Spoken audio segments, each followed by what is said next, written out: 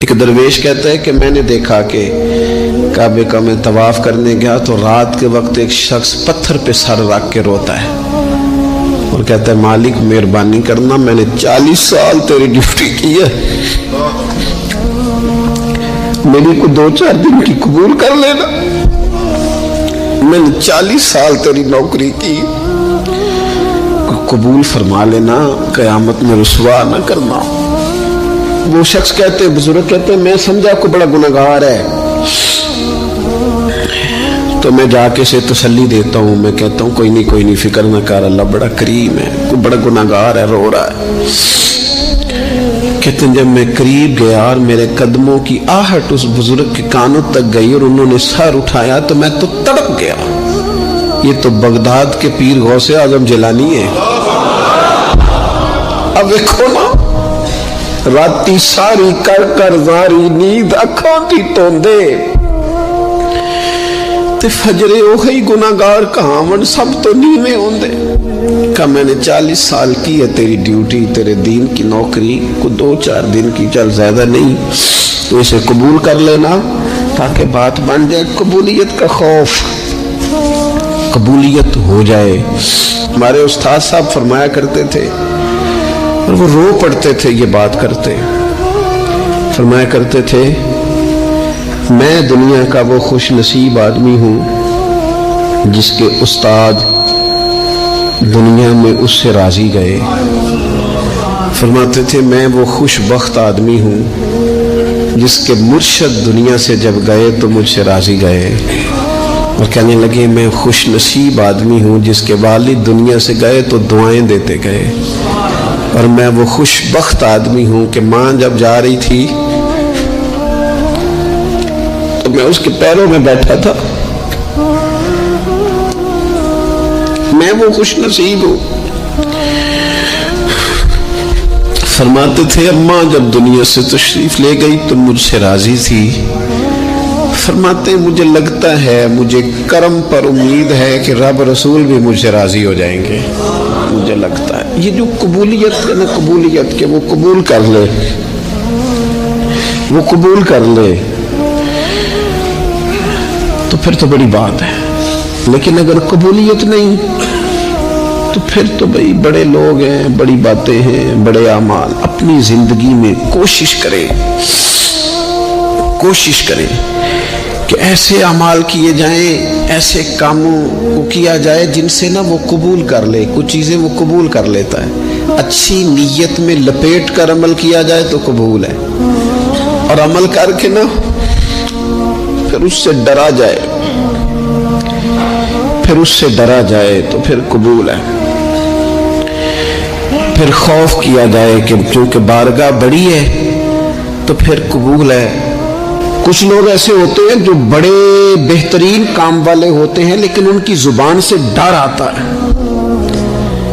ان کے جملوں سے خوف آتا ہے، ان سے محبت کا رشتہ ہوتا ہے، تعلق ہوتا ہے، لیکن ان کے ساتھ گزارا نہیں ہوتا، اس لیے کہ وہ نیک بھی ہیں، نمازی بھی ہیں، حاجی بھی ہیں، پرہیزگار بھی ہیں، لیکن زبان سے تیر برساتے ہیں، ان کے جملے نہیں ہوتے، ان کے نشتر ہوتے ہیں جو دلوں کو گھائل کرتے۔ ایسا آدمی اپنی نیکیاں ضائع کر بیٹھتا ہے۔ بڑے بڑے جملے بولنا مسلم شریف میں موجود ہے، نبی اکرم صلی اللہ تعالی علیہ وسلم نے فرمایا ایک شخص نے قسم اٹھا کے کہا تھا اللہ فلانے کو معاف نہیں کرے گا، تو فرماتے ہیں رب کریم نے فرمایا یہ کون ہے جو میرے اوپر قسمیں اٹھاتا ہے، اسے جا کے کہہ دو، وہ بظاہر جسے گناہگار سمجھ کے تو نے کہا تھا نا اللہ اسے معاف نہیں کرے گا، جا اسے کہہ دو میں نے اسے معاف کر دیا ہے۔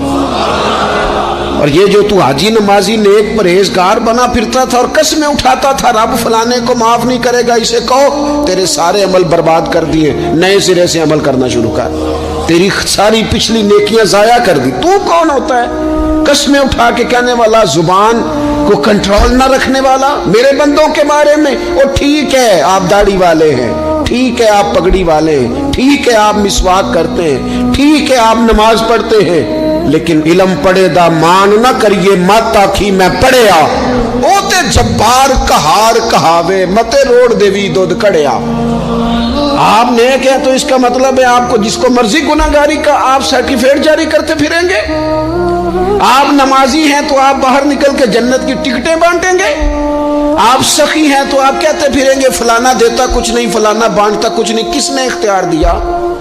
اللہ کے بندوں پر جرت کا اختیار کس نے دیا؟ وہ جی فلانا اگر بخشا گیا تو میں بھی بخشا جاؤں گا، یہ بات کرنے کی اجازت کس نے دی؟ فلاں قوم اگر جنت میں چلی گئی تو پھر ہم نہیں روکے جائیں گے؟ اتنی بڑی جرت، اتنی بڑی بات! تو کون ہوتا ہے رب کی جنت اور کے بارے میں فیصلے کرنے والا؟ ایک ذات ہے جو کسی کے لیے جنت کا فیصلہ کرتی ہے اور کسی کو دوزخ کی سزا سناتی ہے، وہ مدینے والے رسول کی ذات ہے۔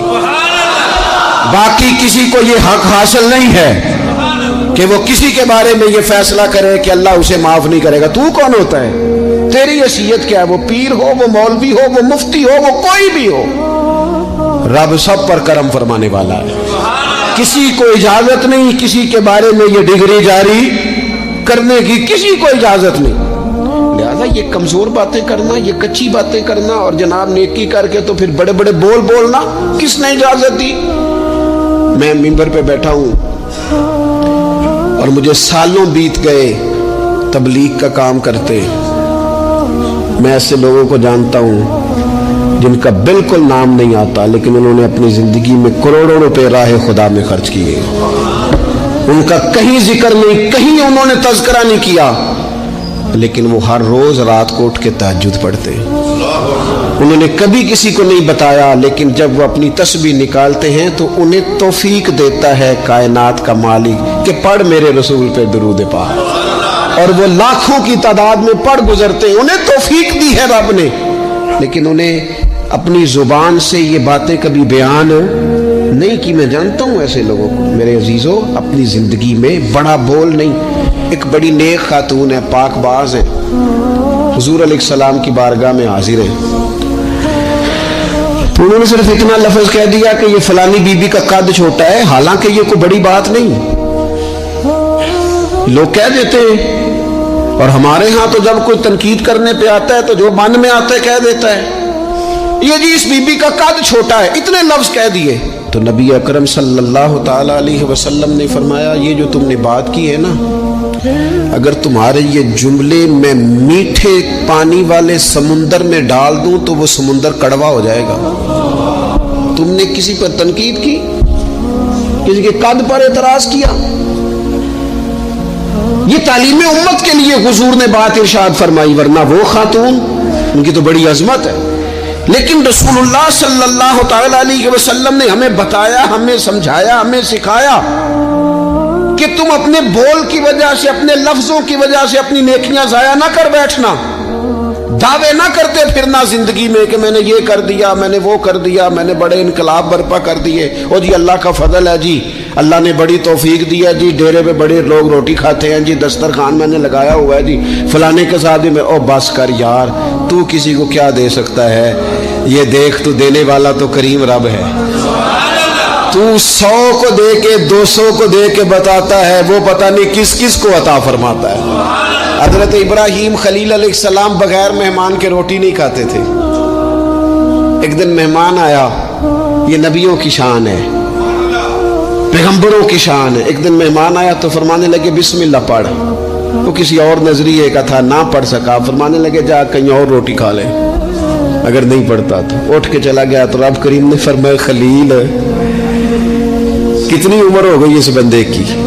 مالک بوڑھا ہو گیا ہے، فرمایا اس نے کبھی میرا نام نہیں لیا، میں نے تو ٹکر کبھی بند نہیں کیا، میں نے کبھی بند کیا، میں تو دیتا ہوں، عطا کرتا ہوں۔ یہاں لوگ کہتے ہیں جا تیری تنخواہ کاٹی گئی، یہاں لوگ کہتے ہیں جا تیرے اتنے دن کے فلاں معاملات ختم ہو گئے، جا نکل ادھر سے، میں دیکھتا ہوں کون تجھے روٹی پہ رکھتا ہوں، بس کر، واللہ خیر الرازقین، رزق دینے والا اور بہتر دینے والا میرا رب کریم ہے۔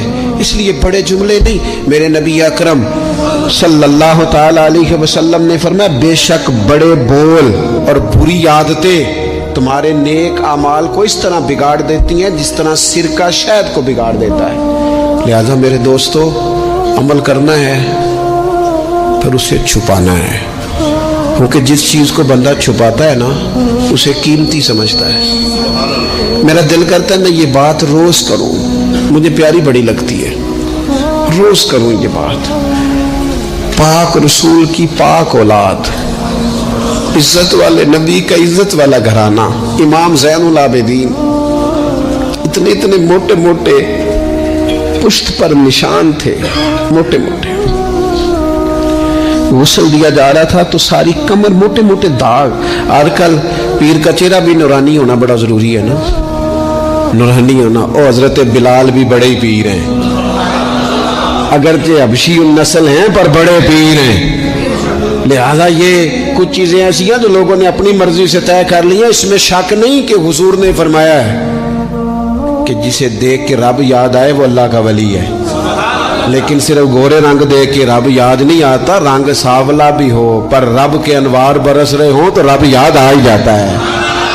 और मेरे दोस्त ये जरा बात को समझना और इसे याद रखना, इतने इतने मोटे पुश्त पर निशान, गुस्ल दिया जा रहा है। तो लोगों ने बेटे से पूछा ये हजरत साहब को क्या है? तो वालिद वहां आराम फरमाए हैं जहां गुस्ल दिया जा रहा है। तो इमाम बाकर रो पड़े, कहने लगे मेरे अब्बा जी ना अपनी पुश्त पर थैले रख के ना अनाज के, किसकी बात कर रहा हूँ? हुसैन इब्ने अली के बेटे की, करबला में बचने वाले मेरे इमाम के एक साहबजादे पुश्त पर बोरियां रख के गरीबों के घरों में पहुंचा के आते। वो साहबजादा साहब आप कहाँ होते थे? फरमाते मैं कहता था मैं ना दे आऊं। फरमाते थे नहीं, अगर तू दे जाएगा उस गरीब का मुझे नाम भी बताना पड़ेगा जिसको मैं लंगर देता हूं। ये मेरा और मेरे रब का राज है। मैं उस माड़े बंदे को रुसवा कर दूं जिसकी सिर्फ बेटियां, उसे रुसवा कर दूं जो बेचारा। फरमाया वो मुझे बताते नहीं थे, बुढ़ापे तक पुश्त पर बोझ रख के उन्होंने नबी पाक की उम्मत के घरों तक पहुंचाया है। मेरे अस्सा फरमाया करते थे किसी की बेटी की शादी करानी है फिर खुद नहीं शादी पे जाना। हुजूर क्यों? फरमाने लगे बच्ची का बाप तो मौसम के पीछे ही भागता रहेगा, खुद ना जाना, बस ठीक है पीछे पीछे रहना, सामने ना आना, पीछे। मेरे दोस्त कभी भी कोई बड़ा बोल नहीं, इससे नेकियां। और फिर एक और बात, दिल अगर साफ ना हो तो भी मालिक नेकियां कबूल नहीं करता। पाक होवे ते पाक ही मिलदा ही, ते बिना पाकों पाक नहीं मिलदा। ए सारे वजूद दे धोण दे नालों इक्को धोला टुकड़ा दिल दा। ये जो पाकीज़गी है ना दिल की, ये ना हो तब भी नेक अमाल उसकी बारगाह में कबूल नहीं होते। नेक अमाल की कबूलियत के लिए दिल का साफ होना, कुशादा होना, खुला होना ये भी जरूरी है। दिल में बोझ हो, अदावत हो, असद हो, लोगों के लिए कीना भरा हुआ हो और अमाल कबूल हो जाए ना। उस करीम के कुछ फैसले हैं, वो अमाल की कबूलियत के आदाब बताता है। वो कहते हैं मेरी मर्जी से करोगे तो मैं कबूल करूंगा। हदीस पाक आपको सही मुस्लिम में मिलेगी। नबी पाक सल्लल्लाहु ताला अलैहि वसल्लम फरमाते सोमवार और जुमेरात वाले दिन लोगों के आमाल अल्लाह की बारगाह में पेश किए जाते। दो मुसलमानों के दो भाइयों के आमाल रब की बारगाह में पेश किए जाते हैं। आमाल है, नेक अमाल है, नेकी है, नमाज है, रोजा है, हज है, ज़कात है, सदकात है। वो नेक अमाल अल्लाह की बारगाह में जुमेरात और पीर को पेश किए जाते। रब करीम फरमाते ठहर जो जरा इनके अमाल को रोक दो। या अल्लाह क्यों? फरमाए इसलिए कि इनके आपस में ना दिलों में नफरत है, घुटन है, अदावत है। इनको जरा मोहलत दो, ये पहले सुलह कर लें फिर इनके अमाल भी कबूल कर लेंगे। कि ना अदावतें पाली हुई हैं, अपने दिलों के अंदर घुटन पैदा की हुई। इख्तलाफ कहाँ नहीं होता, लेकिन नफरतें पैदा कर लेना। क्या जुर्म किया भाई ने? कौन सा कुफर कर बैठे हैं रिश्तेदार? कौन सी ऐसी बात निकल गई है जो जिंदगी के नाते तोड़ के बैठ गए हम? रब कहता नहीं कबूल होंगे अभी इसके अमाल, रोक दो जब तक ये आपस में सुलह न कर ले। मस्जिद में भी पाबंदी से आओ, फजर की जमात भी नहीं छूटनी चाहिए, जुमे वाले दिन भी वक्त पे आओ। لیکن اگر قبولیت کرانی ہے تو 20 منٹ نکال کے نا اس رشتہ دار کے گھر بھی چلے جاؤ جس سے ناراضگی چل رہی ہے، تھوڑا سا نا ادھر بھی ایک چکر لگاؤ، اس لیے کہ وہ کہتے ہیں قبول ہی تب کرنا ہے، پہلے یہ والا کام کر، لیکن اندر عداوت سے بھرا ہوا ہو، سینہ بھوک سے بھرا ہوا ہو، تو پھر اس کی روشنی میں جو اعمال کیے جائیں وہ قبول نہیں ہوتے۔ قرآن مجید فرقان حمید نے ایک اور وجہ بھی بیان کی ہے، فرمایا نہیں قبول کریں گے۔ امام شافعی سے ایک بندے نے کہا میرا دل کرتا ہے میں کچھ لوگوں پر خرچ کروں پر مجھے مستحق بندہ نہیں ملتا، تو امام صاحب ہنس پڑے، کہنے لگا جی آپ ہنسے کیوں؟ فرمانے لگے تو جو کچھ اللہ نے تجھے دیا ہے تو اس کا مستحق تھا، تو حقدار تھا، جب رب نے تجھے بغیر حساب دیا ہے تو تو اللہ کے بندوں کو ٹٹولتا پھرتا ہے، تو کہتا میں پتہ کروں یہ حقدار ہے کہ نہیں، اور تو اس کے رستے میں بے حساب دے، رب بھی تجھے بے حساب ہی عطا فرمائے گا، تو ڈھونڈتا اور ٹٹولتا پھرتا ہے۔ قرآن مجید نے کہا بڑے بڑے صدقے دینے والوں، خیرات کرنے والوں، اللہ کے رستے میں خرچ کرنے والوں، ایک بات کا خیال رکھنا، تم نے دیا بندے کو ہے پر دیا ہے اللہ کی راہ میں، اللہ کی رضا کے لیے۔ یا ایھا الذین آمنوا لا تبطلوا صدقاتکم بالمن والعذا، اے ایمان والو اپنے صدقے ضائع نہ کر لینا، اور یہ قرآن مجید کے لفظ ہیں، کس طرح؟ بالمن والعذا، فرمایا احسان جتلا کر اور تکلیف دے کر، اپنے صدقات ضائع نہ کر لینا، اپنی زکوٰۃ ضائع نہ کر لینا، اپنے فطرانے ضائع نہ کر لینا، بالمن والعذا۔ یہ جو دو جملے ہیں قرآن مجید کے، یہ اس عنوان پر حرف آخر ہے، جب بندہ کسی کو احسان جتلا دیتا ہے تو تکلیف خود بخود ہو جاتی ہے۔ بالمن والعذا، تم نہ احسان جتلا کر، والعذا اور تکلیف دے کر اپنے صدقات کو ضائع نہ کر لینا، احسان نہ جتلانا۔ تمہارے صدر الشریعہ بدر الطریقہ مولانا امجد علی صاحب اعظمی رحمۃ اللہ علیہ لکھا ہے، اگر تمہارے بھائی علیحدہ ہے اور وہ کمزور ہو گیا، اسے زکوٰۃ لگتی ہے، بہن غریب نہیں ہے، ماڑی ہے، اسے زکوٰۃ لگتی ہے، ماموں میں، چاچوؤں میں، ادھر ادھر، اگر کوئی غریب ہے قریبیوں میں اور مستحق ہے زکوٰۃ کا تو فرماتے ہیں اسے بتاؤ نہ کہ میں تمہیں زکوٰۃ دے رہا ہوں، اس کے گھر جاؤ، اسے کہنا یہ میری طرف سے بچوں کے کپڑے لے لینا، اسے کہنا یہ پیسے میری طرف سے بچوں کی عیدی ہے، مٹھائی کا کہہ کے دے آؤ، اسے بتانا نہ، کیوں کہ اسے تکلیف ہوگی۔ احسان جتلا کر تکلیف نہ دو، ماڑا تو پہلے بڑی تکلیف میں، غریبی نے تو بذات خود بڑی آزمائش پیدا کر دی ہے، سب روگاں دا روگ محمد جس دا نام غریبی، کانڈ بلا کے لنگ جاندے نے رشتے دار قریبی، یہ تو بذات خود ایک آزمائش ہے، مزید تکلیف نہ دو کسی کو۔ احسان جتلاتے ہو، بتاتے ہو، فوٹو بازی کرتے ہو، دعوے کرتے پھرتے ہو۔ سنیں صحیح مسلم میں حدیث ہے، نبی اکرم صلی اللہ تعالی علیہ وسلم نے اتنا سخت حکم بیان فرمایا، حضور فرمانے لگے اللہ تعالیٰ قیامت کے دن 3 قسم کے لوگ ایسے ہیں، نہ ان سے کلام کرے گا، نہ انہیں پاک فرمائے گا، نہ ان کی طرف نگاہ ہی کرے گا۔ یا رسول اللہ صلی اللہ تعالی وسلم جلدی بتائیے یہ کون ہے؟ تو حضور فرمانے لگے ایک وہ شخص جو تکبر کے طور پر، دل میں تکبر ہو، تکبر کے طور پر اپنی تہمت کو یا اپنی شلوار کو ٹخنوں سے نیچے لٹکائے کہ پتہ چلے میرے پاس بڑا کپڑا ہے، تکبر کے طور پر۔ اور دوسرا حضور علیہ الصلوۃ والسلام نے فرمایا جھوٹی قسمیں کھانے والا بندہ۔ اور تیسرا حضور فرماتے ہیں جو احسان جتلاتا ہے نا، نہ رب کریم اس کی طرف نگاہ کرم کرے گا، نہ اسے پاک کرے گا، نہ قیامت کے دن اس سے کبھی کلام فرمائے گا۔ ایسے لوگوں کی نیکیاں اللہ قبول نہیں فرماتا۔ اور ایک حدیث پاک اور سنیے، صحیح بخاری میں موجود ہے، اللہ کے پیارے رسول صلی اللہ تعالی علیہ وسلم، یہ اگر ناراض نہ ہو تو نوجوان ذرا غور کریں میری بات پر، میں ظاہر ہے معاشرے کا حصہ ہوں، سوسائٹی میں رہتا ہوں، کچھ چیزوں کو میں قریب سے جانتا ہوں۔ پتہ ہے بندہ نیک کون ہوتا ہے؟ جس کی تنہائی نیک ہوتی ہے۔ جو اکیلے میں نیک ہوتا ہے، تنہائی جس کی پاک صاف ہوتی ہے، اصل میں وہ بندہ نیک ہوتا ہے۔ ہمارے ہاں نا بالخصوص نوجوان نسل سے کہوں گا، تمہارے پاس سہولت آئی ہے موبائل کی، تمہارے پاس سہولت آئی ہے انٹرنیٹ کی، لیکن دیکھنا اس کی وجہ سے کہیں تمہاری تنہائی ناپاک نہ ہو جائے۔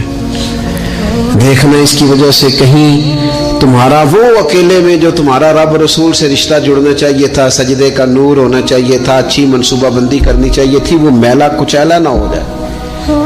تنہائی جس بندے کی پاک ہوتی ہے وہ نیک ہوتا ہے۔ محفل میں تو ساری اچھی اچھی باتیں کرتے ہیں، محفل میں تو سارے لوگ ہی نیک ہوتے ہیں۔ یہ صحیح بخاری میں حدیث ہے، نبی اکرم صلی اللہ تعالی علیہ وسلم نے فرمایا، میں اپنی امت کے کچھ ایسے لوگوں کو جانتا ہوں جو قیامت کے دن تہامہ پہاڑ کے برابر نیکیاں لے کے آئیں گے۔ تہامہ پہاڑ تھا ایک بڑا سفید رنگ کا، اس پہاڑ کے برابر وہ نیکیاں لے کے آئیں گے، لیکن فرمایا اللہ تعالیٰ ان کی نیکیوں کو ہوا میں اڑا دے گا۔ حضرت ثوبان رضی اللہ تعالیٰ عنہ نے عرض کی، یا رسول اللہ صلی اللہ تعالیٰ علیہ وسلم ہمیں یہ معاملہ کھول کر بیان کر دیں۔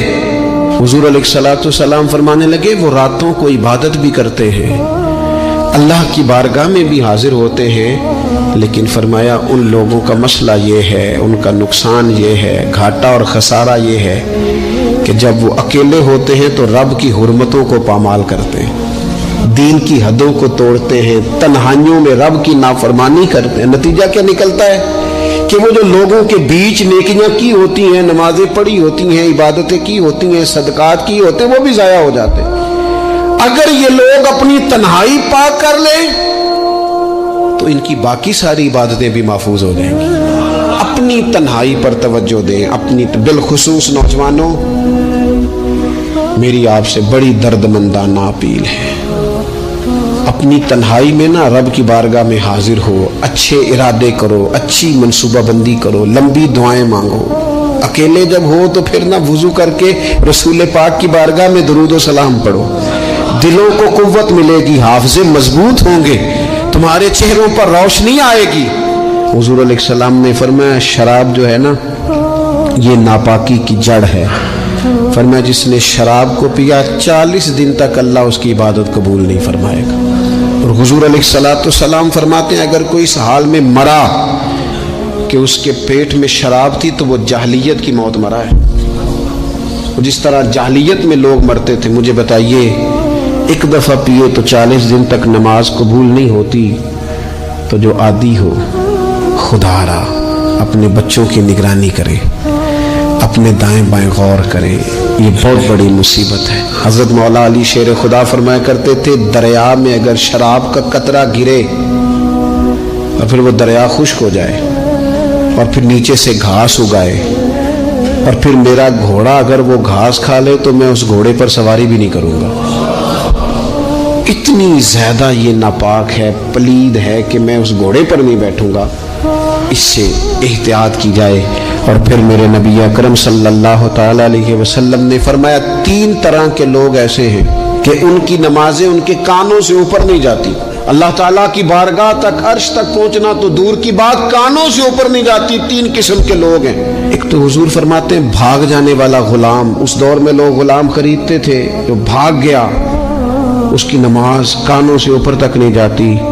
اور ایک حضور فرماتے ہیں ایسی عورت جو اس حال میں رات گزارے کہ اس کا خامد اس سے ناراض تھا، تو اٹھ کے تہجد پڑھے یا عبادت کرے یا صلاۃ اللیل کرے، اس کی نماز اس کے کانوں سے اوپر نہیں جاتی۔ اور حضور علیہ السلام فرماتے ہیں ایسا امام کہ جو زبردستی امامت کرائے اور لوگ ان کی امامت کو پسند نہ کریں، ایسے شخص کی نماز بھی اس کے کانوں سے اوپر نہیں جاتی۔ اپنے اعمال صالحہ کو سنبھالیں، کوشش کریں ایسا کوئی کام نہ ہو جس سے ہمارے اعمال مقبولیت سے باہر نکلے۔ اللہ تعالیٰ میری اور آپ کی حاضری قبول کرے۔